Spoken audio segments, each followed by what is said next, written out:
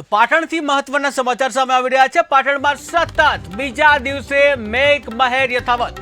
પાટણમાં સતત બીજા દિવસે મેઘમહેર જોવા મળી રહી છે, જ્યાં રાધનપુર પંથકમાં મુશળધાર વરસાદ જોવા મળ્યો।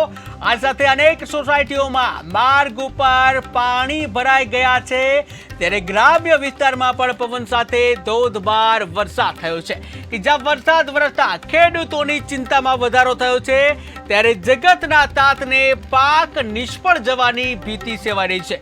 ત્યારે પાટણમાં સતત બીજા દિવસે વરસાદ જોવા મળી રહ્યો છે। ઉત્તર ગુજરાતમાં અનેક વિસ્તારોમાં વરસાદ ખાબકી રહ્યો છે, ત્યારે જે એક અઠવાડિયાના વિરામ બાદ ફરી વરસાદી માહોલ જામ્યો છે, ત્યારે પાટણમાં સતત બીજા દિવસે મેઘમહેર જોવા મળી કે જ્યાં રાધનપુર પંથકમાં મુશળધાર વરસાદ ખાબક્યો છે, ત્યારે અનેક સોસાયટીઓ તેમજ માર્ગો ઉપર વરસાદી પાણી ભરાઈ ગયા છે। ગ્રામ્ય વિસ્તારોમાં પવન સાથે ધોધમાર વરસાદ વરસ્યો હતો, અને જ્યાં પવન સાથે ધોધમાર વરસાદ વરસતા ખેડૂતોની ચિંતામાં વધારો થયો છે, જ્યાં જગતના તાતને પાક નિષ્ફળ જવાની ભીતિ સેવાઈ રહી છે।